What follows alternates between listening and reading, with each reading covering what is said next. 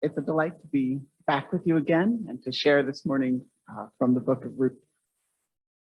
As I was preparing, I was struck by just the beauty of this book, and it made me think, when's the last time that I kind of stopped to just take in the beauty around me? And I was thinking of several nights ago, just going out and seeing the sunset, and just staring and looking at it, just the beauty of it, and it kind of takes you out of yourself for a while.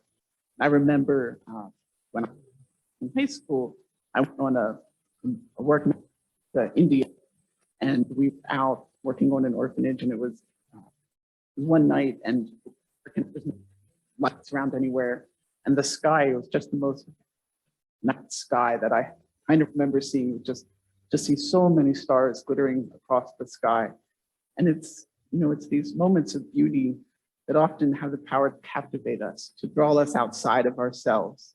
I was reading a book by Gavin Ortland, and he talks about, it's called Why God Makes Sense in a World That Doesn't, the beauty of Christian theism. And he has a quote in there about beauty. It's that it conveys us there's something richer beneath the surface of our hurried lives. It is worth slowing down to consider it. And so when we look at the sunset, when we look at the stars in the sky, or if any of you have seen the pictures coming out of the new Webb telescope that have shown the far reaches of our galaxy and how beautiful they are, I'm reminded, as Ortland says, that it's worth slowing down to consider, to enjoy, to ponder. And I think the book of Ruth, in its mere four short chapters, is just such a beautiful story that it's worth slowing down. Simple story in many ways. It's about food. A lot of food throughout it. It's about loss. It's about family. And it's about restoration. It's a story that calls us to look at it and look at the love that's displayed. And right at the beginning of the book, if you have your Bible, you can open with me. I will be reading different portions of it. I'm not going to read all 4 chapters to you. That might take a little long, but I'll be reading little snatches of it as we go along. And it begins, as you might remember, in the days when the judges ruled. And so the opening lines to the book of Ruth situate it for us. It situates the story, the people, and the events amidst the period of the judges. And if you remember the judges, this is not a very happy period in the time of Israel. There was a time when people were pursuing their own desires. Talks about how everyone did was right in their own eyes. And so Ruth becomes like a ray of sunlight amidst the clouds of the storm of the it displays for us the beauty of godly and sacrificial love amidst the wreckage, the chaos of this self-serving period that we find in the book of Judges. And so it's a story really about compassionate kindness, about compassionate sacrificial love that can bring about restoration. And so let's, as I think about the story of Ruth, if I were to summarize it, I would say that it's a story where God restores. He restores a family. He restores Naomi to a place of security and favor beyond what she could even imagine through the sacrificial love of both Ruth and Boaz, who model God's own heart. And so as we walk through, we're going to walk through the book, and I'll make some observations and insights, and I will kind of orient us kind of in 2 directions. There's, of course, the horizontal direction that we look at, and there's a call to remember in our own lives, just like as Ruth and Boaz go about their everyday lives, that our own choices matter, and that God is often at work in some of these unseen ways to bring hope where there was despair and fullness where there was loss. And it also calls us, I think, back to that vertical relationship. These tangible acts of love in the story of Ruth also give us a window and a reflection into God's own compassionate love. And so I want to look at both of these aspects, both the ways they love one another and the ways those acts of compassionate love show us God's own heart. So you can look at the story. The story kind of moves along in a couple different scenes. Of course, there is the start. We'll look at the famine and the leaving, and the question of whether to return. We'll look a little bit at the barley harvest, the important scene that happens there, and then as the restoration comes to completion at the city gate, and the joyful news and events that come after that. And so it begins, of course, situating the story in the story of the judges. It tells us about Elimelech and his family and a few terse statements. We learn both of famine, and we learn that Elimelech and Naomi, his two sons, Chilion and Machlon, they journey where from Bethlehem to Moab, and then a few sentences, all begins to fall apart. He takes his wife over to Moab, and then Elimelech dies. And then we learn that the sons marry Moabite women, both Ruth and Orpah. And then we learn that both the two sons die. And so in 5 verses, we see the death of Elimelech, we see the death of both of these sons. We find that Naomi is thus left widowed, she's childless, and she's without any descendants in a foreign land. And so in all respects, if you think of the ancient world, she's very much for society, right? She's a foreigner where she's living. She's lacking any a male relative who would have been sort of the person who oriented the family within the different kinship groupings. Robert Hubbard, who has a commentary on Ruth, he describes Naomi here after the opening scene as driven from her homeland by famine, cruelly robbed of her loved ones by death. A lonely old widow sits abandoned in a foreign land. And so Naomi, she talks about this. She will talk about her own situation several times in the book. And she mentions, as she describes it, the hand of the Lord has gone out against me. She says later, as she will return back to Bethlehem, and she says, don't call me Naomi anymore. She says, call me Mara, because the Almighty has made my life very bitter. I went away full, but the Lord has brought me back empty. And so we see, I think, in Naomi's word, just honest painless cries of hardship, of the feelings of abandonment that's coming from a broken heart, just as the psalmist will ask how and why and where are you? And so Naomi's own plight will raise the question, what will God do? What will happen to this family? And we begin to see, as we move into chapter 1, verses 6 to 22, we begin to see 2 signs of hope, 2 signs of restoration begin to appear in this book. The first sign is when we learn that God had visited his people, giving them food. So they left because of famine. And now we have this sign in 1:6 that Naomi hears that there is food again, that God has provided, he has visited his people, he has brought them food. So we get our first sign of hope. And the second sign we'll get to in just a minute. So in after Naomi hears of the food, it says that, when she heard of this, that the Lord had come to the aid of his people, providing food for them, she and her daughters-in-law prepared to return home from there. And so we get here a going back, right? And there's a key word used here, return. And throughout verses 6 through 22, this little word, return, in some form, Hebrew word is shu, is used 12 times. So all across this section is this question of returning. Naomi's going to return, but who should return with her? So they all start out going together as it talks. Naomi returned, and Ruth the Moabite, her daughter-in-law, with her. And so the closing is marked by their return. But what we know is that in the middle of this, there's this question of whether or not Ruth and Orpah should go along. They all pack up and set out together. And then I'm just going to read 1:8 through 14 as we look at this journey back and the questions that are presented here.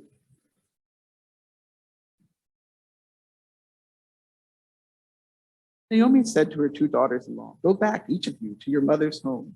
May the Lord show you kindness as you have shown kindness to your dead husbands and to me. May the Lord grant that each of you will find rest in the home of another husband. Then she kissed them goodbye, and they wept aloud and said to her, we will go back with you to your people. But Naomi said, return home, my daughters. Why would you come with me? Am I going to have any more sons who would become your husbands? Return home, my daughters. I am too old to have another husband, even if I thought there was still hope for me. Even if I had a husband tonight and then gave birth to sons, would you wait until they grew up? Would you remain unmarried for them? No, my daughters, it is more bitter for me than for you, because the Lord's hand is turned against me. As they wept aloud again, and Orpah kissed her mother-in-law goodbye, but Ruth clung to her.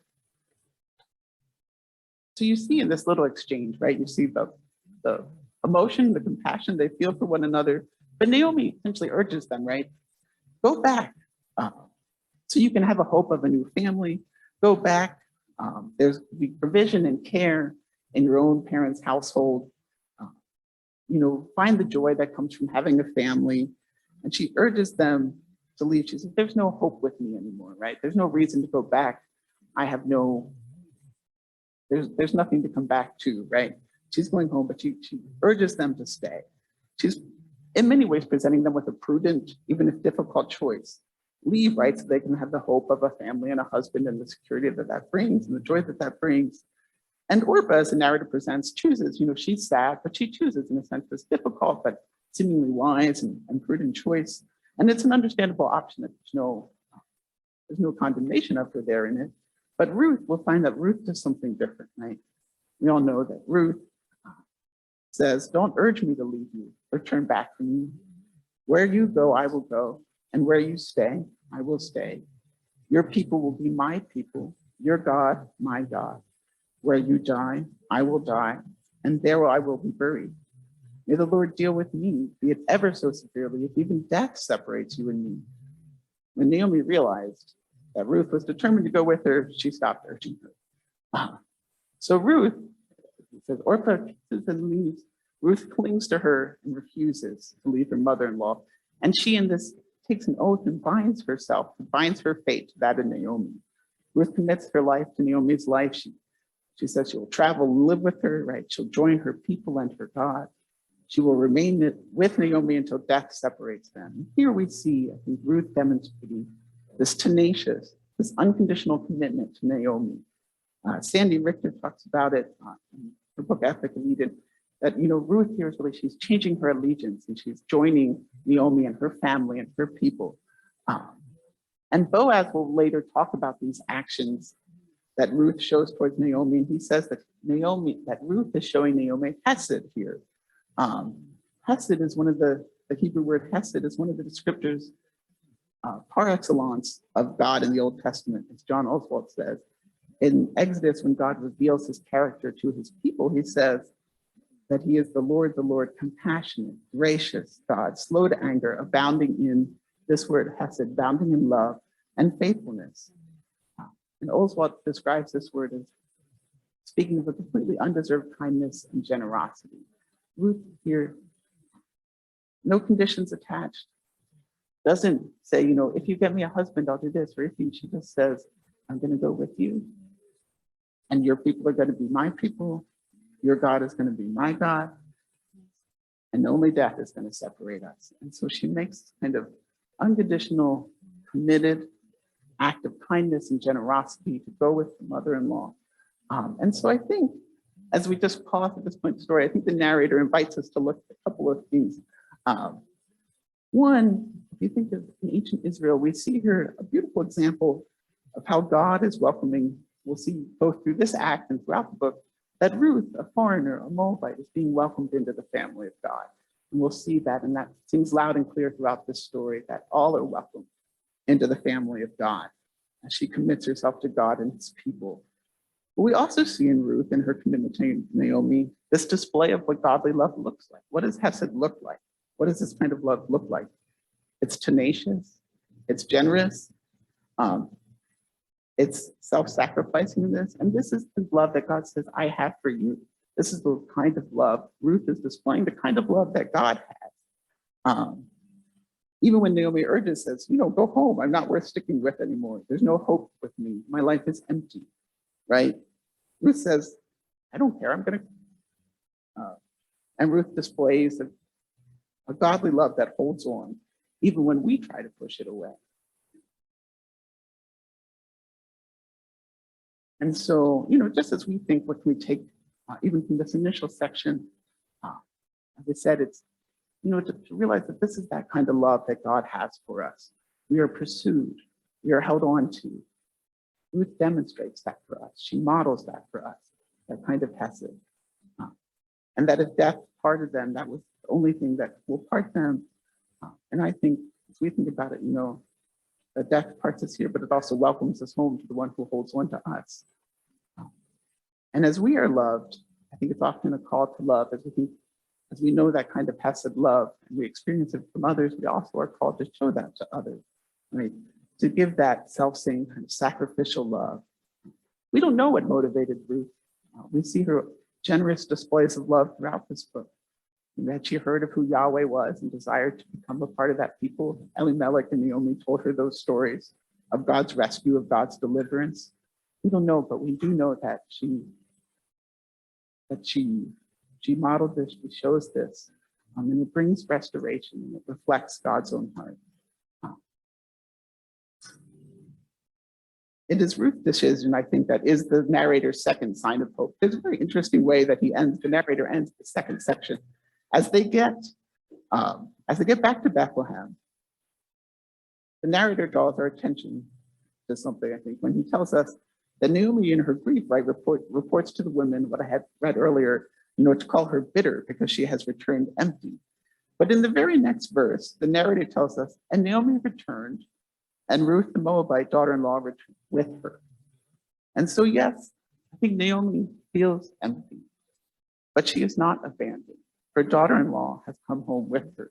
And we see that this is a part of the rescue plan that God is working. And so we have two signs of hope, right? There is the food has come back, God has brought back food, and we see the hope that this love, this committed, generous love is bringing. As we move now into the second scene in the story, in which we come upon a barley harvest. A little different than modern barley harvest. There's going to be a lot more cutting and threshing and walking through the fields, a few less tractors. But in this time, right, as we set this a little bit, the two women, I think Ruth and Naomi, they've come home, they've been welcomed, but they're still very much on the margins of society, right? They don't have that family head of household that in ancient Israel, the tribal head of household who would kind of secure them within the kinship groups within Bethlehem. And so the next stage of God's restoration comes apart, I think, through three critical components that we can see in chapter 2. I'll read a little bit in sections again out of chapter 2, but not all of it. But I think we get highlighted to three things in chapter 2. Ruth's character.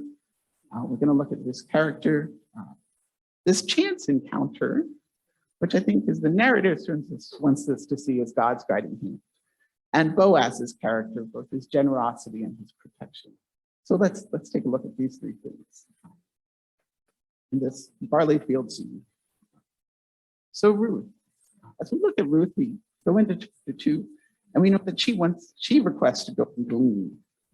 We'll talk about gleaning. That's where she says, "Let me glean." Where as the harvesters go through the field, there were Israelite laws that instructed people to leave, the corners of the field and the edges of the field, and what dropped out as people were harvesting for others to come along, for those who were more on the margins of society, for those who were poor to come and to collect and to glean, and that would be part of sustaining them, part of Israel's social safety net, as we think of it.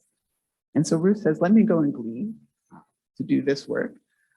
And throughout, you'll see that the narrator will note how she works hard. She's working all morning, she works till evening. We'll see it just describes her character in so many ways, in the ways that she speaks and the talk that she shows honor to those around her. We continue to see Ruth as this, what will be described as a Eshed Hayil, a woman of noble character in this book. And then we come across Boaz. And Boaz is shown again also to be a man who exemplified the heart of God, who lives out not the letter of the law, but the heart of God's law. And then also in that demonstrates God's own heart and character. When we first meet him, he greets his workers in God's name. He gives them a blessing. He asks after Ruth, and we're going to see that he will extend to her his kindness, his provision, and his protection.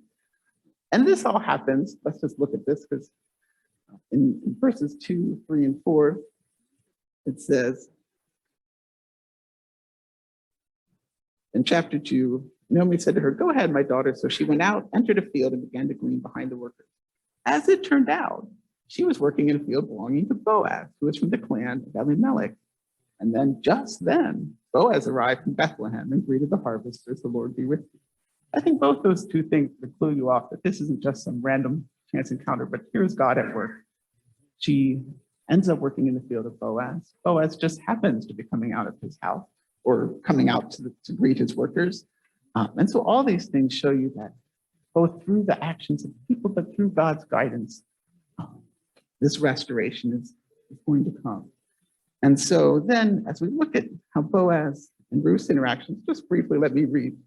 So Boaz, just a little bit down, starting in verse 8. So Boaz said to Ruth, "My daughter, listen to me. Don't go and glean in another field, and don't go away from here. Stay here with the women who work for me. Watch the field where the men are harvesting, and follow along after the women. I've told the men not to lay a hand on you. Wherever you are thirsty, go and get a drink from the water jars the men have filled." So he gives her, he extends this, stay here, my protection. He extends to her protection. He extends to her water, he extends to her sustenance. At this, she bowed down with her face to the ground. She said, "Why have I found such favor in your eyes that you notice me a foreigner?" Boaz replied, "I have been told all about what you've done for your mother-in-law since the death of your husband. How you left your mother and father, your homeland, and came to live with the people you did not know before. May the Lord repay you for what you have done. May you be richly rewarded by the Lord, the God of Israel, under whose wings you have come to take refuge." Goes on, and may I continue to find favor in your eyes, my Lord. You have put me at ease. And then later at mealtime, Boaz says, come over here, have some bread, and dip it in the wine vinegar. She sat down, and the harvesters offered her some roasted grain, and she ate all she wanted and had some left over. So he offers her protection and provision. He offers her dignity. He speaks with her honorably. And so in so many ways, he's extending a love and a goodness towards Ruth. And so, and as I said, what Ruth is doing and Boaz's response, they find their origin in Israel's reaping laws and their gleaning laws. You can look at Leviticus 19:9, which says, when you reap the harvest of your land, don't reap to the very edges of your field or gather the gleanings of your harvest. Do not go over your vineyard a second time or pick the grapes that have fallen. Leave them for the poor and the foreigner. I am the Lord your God. Similarly, in Deuteronomy 24:19, talks about when you're harvesting in your field and you overlook a sheep, do not go back to get it. Leave it for the foreigner, the fatherless, and the widow. The Lord, your God, may bless you in all the work of your hands. And it talks about the olives and the grapes. And it says, remember that you were slaves in Egypt. This is why I command you to do this. So God reminds them both who he is, I am the Lord your God, and what he has done for them, the redemption that they have experienced, and calling them to act, to live out in this kind of generous way, to think of others as you harvest and not just of yourself. And of course, for any farmer, every part of their harvest was important. Every part's significant. You can imagine that's important in modern day agriculture. We don't often, and of course, say, well, we'll just leave some over here. You want to get all of it. How true would that be for subsistence agriculturalists in ancient Israel? Where from year to year, depending on how much rain you had and how much, everything mattered. And yet God is saying, trust me, and act in these generous and these sacrificial kinds of ways. And God calls his people again to this, to leave some unharvested for others. And Boaz here, he represents not someone who just lives again, as I had mentioned by the letter, well, I measured 2 inches. Does that count as the corner? Can I leave a couple stalks? But he leaves generously. He says, drop a few for her. Make sure that she has enough. Supply them, those who are gleaning, with all that they need. So you see his heart of generous giving, reflecting God's own heart. So again, as I think we look at this scene down in the barley field, we can see a couple of things. One, it's a picture of everyday life. It's harvest time. And in that picture, we find God's compassionate, kind love through the actions, as I said, of Boaz. It is, again, a love that looks out for the vulnerable. He extends his protection against physical harm. He extends his generosity in terms of food. He extends honor. He gives her dignity. He recognizes her. He speaks with her. He invites Ruth to eat with them. He welcomes her. All these things, this dignity, I think of, Jesus talking to the Samaritan woman at the well, that you shouldn't talk with me. Here, Ruth is a foreigner. yes, she has joined the people, but all again, he speaks with her with dignity, with honor, welcomes her to join them at their meal, shares his food with them. And that's because this is God's kind of love. Boaz knows that Yahweh has welcomed him and his family into his land, into Yahweh's land, that he's provisioned them, that he's given them honor and dignity. And so he's simply reflecting that. He's reflecting that kind of redemptive love that Israel has seen. What we know is that in the book of Judges, many people aren't doing. They're not reflecting that kind of redemptive love. There's a desire for, well, it's Judges is crazy, right? So there's power and there's there's people seeking their own ways, and you see the destructive cycle that falling away from Yahweh has brought. And here we see just again that ray of light of what compassionate, sacrificial love can look like. And so again, as we think of how it calls, how it speaks to us here today, it's just a reminder that love in everyday action, welcoming, involves provision and safety. It involves giving others honor and dignity.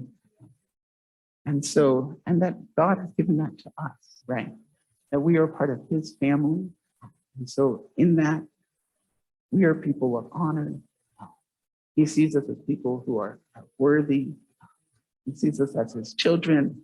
And he desires to extend again the same kind of provision and welcome and safety, so that we can then model that kind of redemption to those around us as we reflect this love, just as Boaz did.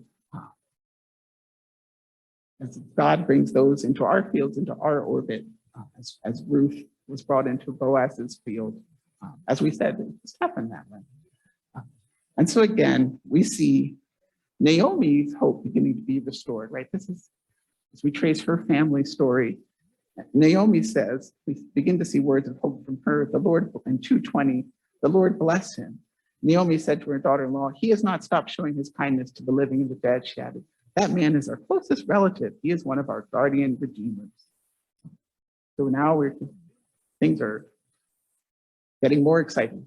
There's more hope is springing, more questions as we move into what is our final part of the story. Both we get the scene at the threshing floor and then the city gate and going forward. But I'm just going to look at those all together here.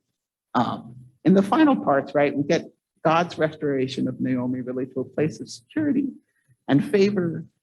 And it comes to fullness through what Ruth requests of Boaz to act as their kinsman redeemer.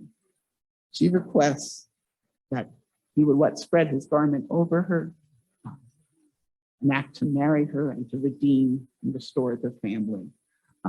And his willingness and pursuit to do so. And we see through those acts, and then God's gift to them of a child, that Naomi's story of loss comes to be a story of hope. And more than anyone, we get the final section of the story where we find out just whose family this is. We find out that this is Obed, and Obed is none other than the father of David, was none other than, of course, that we know in the line of Jesus. And so we find that Naomi and Ruth and Boaz become, through their acts of sacrificial love, are blessed beyond what they can imagine. They receive, in a sense, a favor that they would never have expected.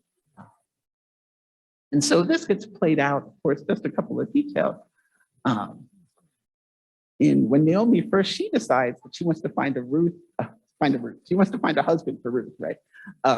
And so it's interesting that she says, well, she tells him the whole plot gets laid out, right?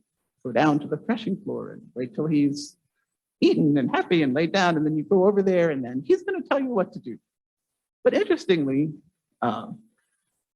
they go down. She goes down, and it isn't Boaz who tells Ruth what to do. It's Ruth who says, ask Boaz that he would spread the corner of his garment over her, that he would redeem, that he would act as the kinsman redeemer.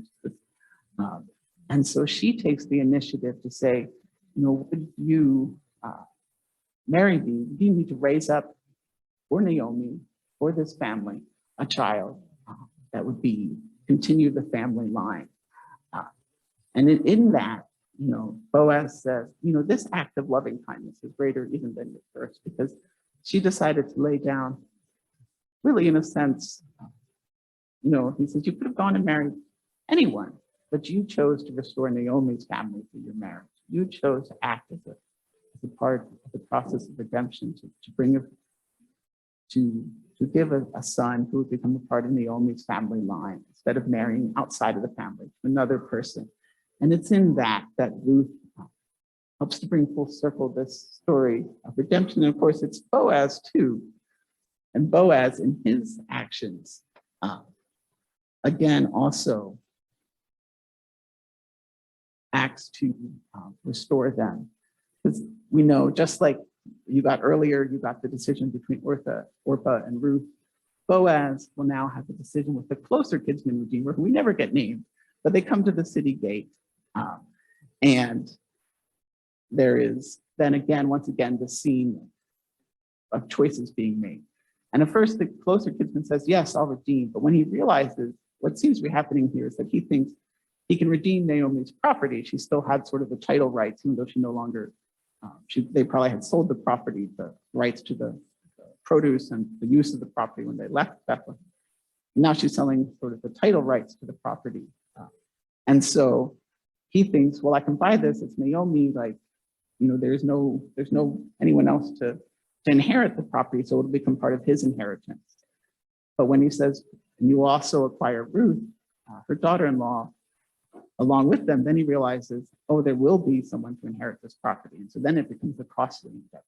Then it costs something to do this because he won't benefit from gaining this property. It'll be carried on by Ruth's descendants. But Boaz is willing to make that sacrifice. He is delighted to redeem the property and to receive Ruth to become her husband and to raise up a child for Naomi, for the family. And so we get to the final scene where it says, so Boaz took Ruth and she became his wife. When he made love to her, the Lord enabled her to conceive, and she gave birth to a son. The woman said to Naomi, praise be to the Lord, who this day has not left you without a guardian redeemer. May he become famous throughout Israel. He will renew your life and sustain you in your old age. For your daughter-in-law, who loves you and who is better to you than 7 sons, has given birth to him. Naomi took the child in her arms and cared for him. The woman living there said, Naomi has a son. And they named him Obed. He was the father of Jesse, the father of David. And so we see the way that God, through Ruth and through Boaz, through their acts of love, through the acts of self-sacrifice, has brought, once again, restoration to Naomi, has brought her a family and a son. And Ruth becomes more praised than 7 sons. Ruth, who was a foreigner, who committed herself to God's people, they stand now in the line of David, in the line of Jesus. And as we take a minute to consider, I think the narrator shows us several things. Again, the same themes kind of keep finding their same notes throughout this story. There's Ruth and Boaz acts of passionate love, continue to bring about Naomi's restoration. Their sacrificial love restores the family and the property of Elimelech. So Naomi, who was left empty, is now secure. She has a child who will become the very grandfather of Israel's kingdom. And I think we see in the praises of the women's voices around Naomi, God's own delight to bring restoration. And that God often works in so many ways through just his people's acts of compassionate love, through their generosity, through their acts of self-sacrifice. Boaz, as the redeemer, kinsman redeemer, models this same love that God showed towards his own people, a love that rescues, a love that restores. And God may honor his people's faithfulness, again, in completely unexpected and unseen ways, right? Ruth and Boaz did not know what God had in store for their family. They just acted in ways that reflected Yahweh's redemption. They acted in ways that reflected the one who had redeemed his people. And they extended that same kind of redemption to those around them. Ruth towards Naomi, Boaz towards Ruth and Naomi. And through it, We see the redemption that has extended, that God used them to extend redemption through Christ to all of us. So as we look really at this beautiful love story on behalf of others, just again, I hope it reminds you of God who redeems, and that kind of compassionate, generous, self-giving kind of love that we see modeled in Ruth and Boaz, that we can see, that we can know that it's not just, that first we have to know it and experience it, so that we can then act in that and show that to one another, and let it remind us of Jesus, that he loves us in this way. We are loved tenaciously. He doesn't let go, as Ruth doesn't let go. He's compassionate. He cares for us. And Jesus has made us a part of his family, right? He extends those wings, just as Ruth said, extend the corner of your garment over me. Jesus extends, in a sense, his garment over his church, his bride. And so now, as we're going to approach the communion table shortly, I think we have really displayed for us in these simple elements, right? We have the bread, we have the juice, in these simple elements. We have the profound beauty of our restoration, right? Just as we had the beauty of Ruth, the restoration of Ruth and Naomi, we can see our own restoration in these elements, that we're part of God's family, that we're restored, that we're redeemed. This is a family meal. And there's the sacrifice of Christ through his body and blood, which are symbolized, right, in the bread and the juice. We are restored children. We, like Naomi, brought back from separation, from exile, brought back into God's home, into his family, a place of security and love, that we can come and dine with our King. So, just as we go out, let us also remember that we can model this love, right, to those around us, as I know you all do so well. Model that compassionate love that we see reflected in the lives of Ruth and in the lives of Boaz.